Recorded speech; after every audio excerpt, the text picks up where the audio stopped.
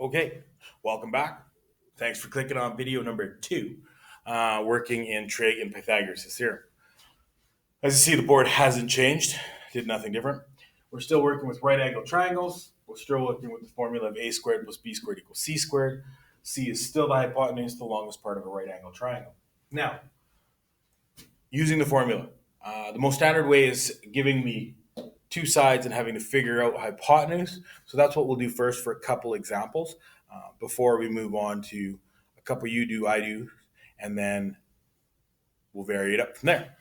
There will also be some questions that you're going to get both out of the textbook, or sorry, out of the workbook, as well as ones that I've preloaded. So taking a look at this one, okay, let's get rid of some of these. Now let's say in your problem you get a triangle that looks like such, right? Then Mr. Ram will give you a, say, 3, a 4, and an unknown. So we'll just leave the unknown as C because that's what's in our formula. It can be varied up by letters, numbers, even a question mark. Okay? So it's quite simple to use the formula. Basically, all you're going to do is now identify what these are, substitute them, and then answer the question. For me, like I said, I always like this side as being A, this side is being B. I don't know C, that's my question mark. I'm going to figure that out. Now that I've assigned values, or assigned the A is 3 and B is 4, I'm going to substitute it into the formula. So A squared will now be written as 3 squared. B squared will be written as 4 squared. And C squared will stay since it's still our unknown. Now we do the math. 3 squared is like saying 3 times 3. Well, 3 times 3 is going to be 9. 4 squared is right, saying 4 times 4. 4 times 4 is 16. It's still all equaling c squared since we haven't had the answer. We do the math again. 9 plus 16 is 25. It's written as 25 equals c squared. But it's not the final answer as we have to get rid of that squared value. Okay. So what we have to do is, what's the opposite of squared?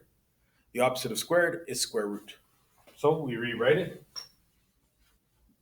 Square root of 25 equals c. Right? Now, we simply follow through. Square root of 25, you're going to get the answer of 5. That's basically using the formula. Okay. We can try one other quick example for you to follow through. I'm not going to walk you through it per detail that I've done here, just for time constraint, but we'll get her done.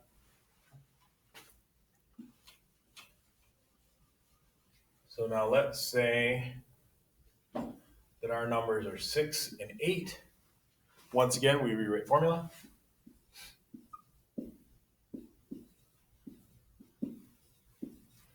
We do the math to multiply. 6 squared, 36. 8 squared, 64. C squared.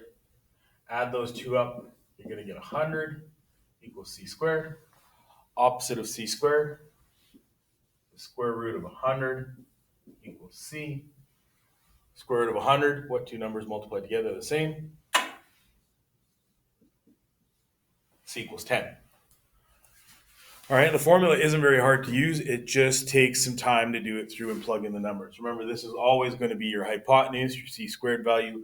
These ones, it depends on how you assign them. There will be another video following this. Just a couple more examples that I'll take you through, just so that we know what we're doing before we start introducing, manipulating it, and me only giving this value and maybe one of these two and working backwards.